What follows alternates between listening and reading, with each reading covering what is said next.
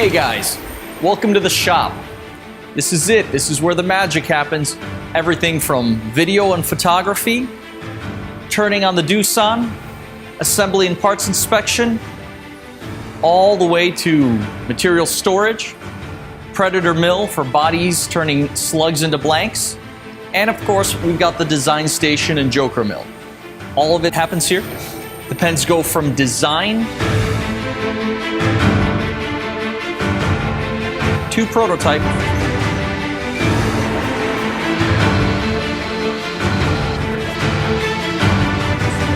to manufacturing in this building right here.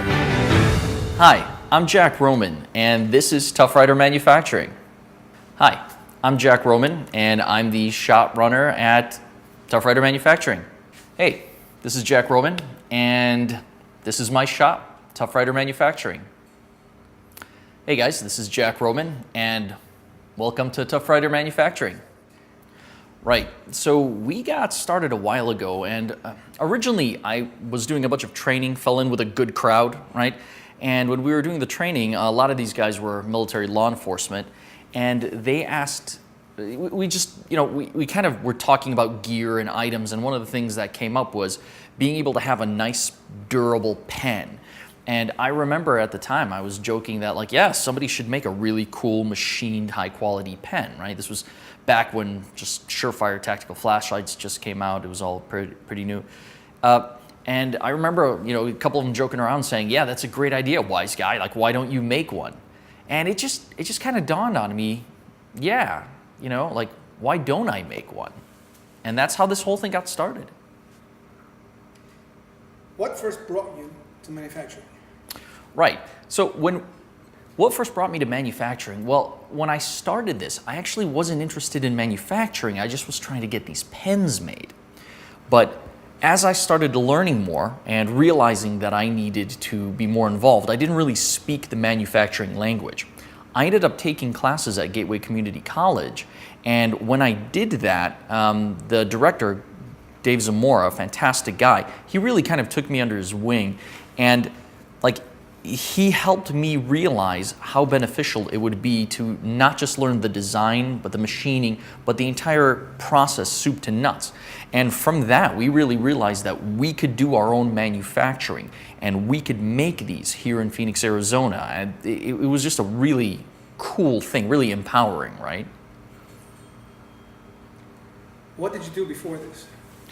So before this, I actually wasn't in manufacturing at all. I worked government for 16 and a half years for the county. I designed software. Essentially, I designed case management software, jury software, and large databases for the 4th largest county in the United States. So I used to joke and tell people that I used to herd cats for a living when I ran software teams. How did you learn machining? Learning machining was kind of very roundabout for me. When I first started the program, technical program at Gateway Community College, I only wanted to learn the design portion, and I kind of just assumed everything would get outsourced. But as I started to get into it and kind of realize how awesome designing for manufacturing was, Dave kind of took me under his wing, and essentially he said, hey, you're smart enough to actually learn all this soup to nuts, and you'd probably get a lot out of it. And it turned out he was right. I mean, it was incredibly awesome to start learning not just how to design something, but to be able to actually make it, right? I mean, it's the closest to magic that I could explain to people, right? You're literally taking an idea and taking this material, metal, and this design, and in the end, after you're done, you have a finished product, right? Something you can hold in your hand that never existed before. Yeah, it was pretty cool. What was the first machine or piece of equipment? So the first piece of equipment that we started with was a little different from a lot of places. Most people kind of start small, and I actually went big. So I had a friend, another Dave, who had his own shop, and he had a Haas VF2, and he was telling me that this is a great machine, good company, American made, easy to learn on, but full on industrial equipment. So I came home one day after class, and I told Peachy, the wife, that, hey, we should buy CNC machine. And she looked at me and she said, so how much is this going to cost? And I told her, it's going to be about 50 grand. And she said, okay, but you know how to run this thing? No, going to have to learn how to do that. And I mean, Peachy's amazing. So she actually said, all right, let's do it. And our first machine was a used Haas VF2 SS, and we still have the machine in the shop today. How long have you been doing this now?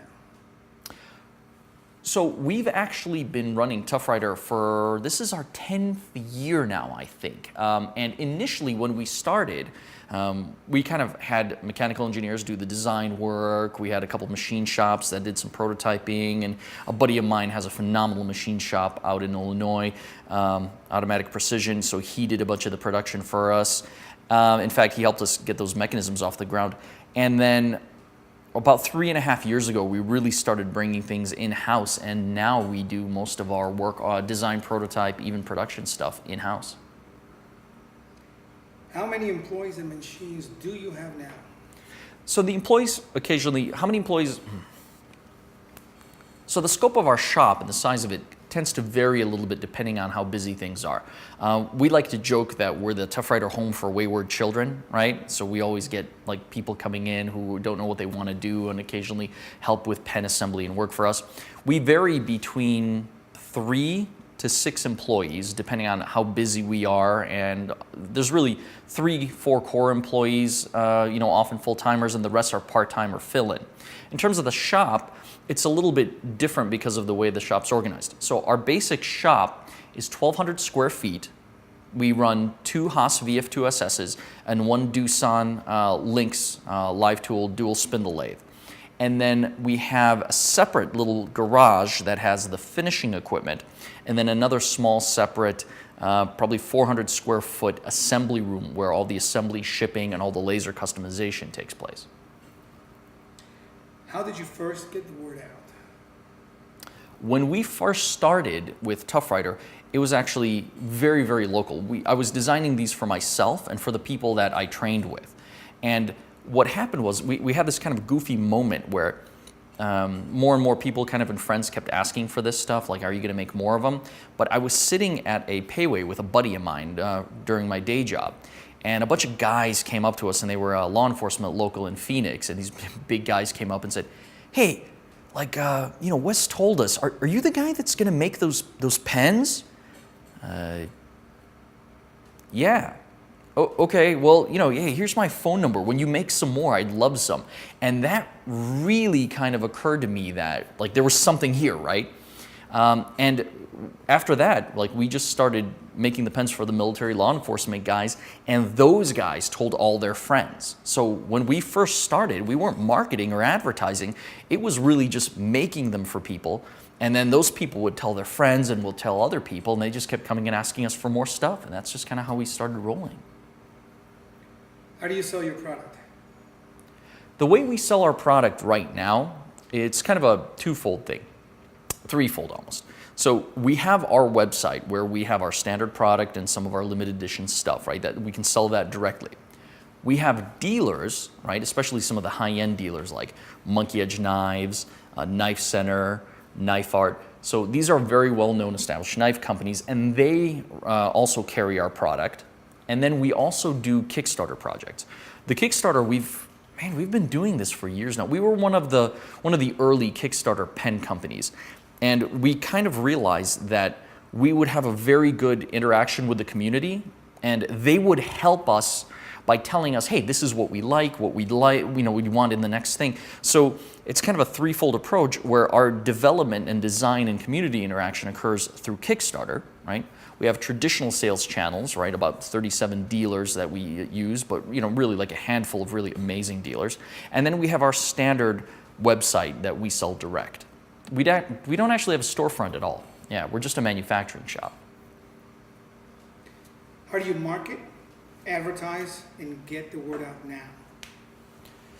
The way we market and advertise has subtly changed. When we first started, it was primarily word of mouth, and it's still a lot of word of mouth. A couple years in, we kind of decided to try the traditional approach, which was to do some magazine advertising. And that was unbelievably inconsistent and very expensive, right? It just didn't really seem to work very well. The exceptions were FMG Publications, American Handgunner. They're amazing people. We've done ads for, 6, 7 years with them. We're never going to stop. And then Skill Set Magazine. It's a relatively new magazine. They're local. Gina, Jason, and Ben run it, and they're amazing people. We've had a fantastic relationship with them, so we do ads with them as well. The other magazines, we've tried a bunch of other ones, and it just didn't really work. So we've gone back to word of mouth, and then obviously with the kind of the proliferation of social media, so Instagram and Facetubes, right? We kind of do a lot of that, and it's really nice because it's less advertising or marketing than a really kind of a communication with your audience, right? With the people, the customers, the fans. And then Kickstarter. Kickstarter is fantastic because it's not just a platform to be able to sell product. It's a platform to be able to actually interact with the community in both directions and have them help with design and then push us to make better stuff. Yeah. What are some of your biggest challenges? So I think in manufacturing, a lot of the challenges tend to be similar. One of them is employees, right?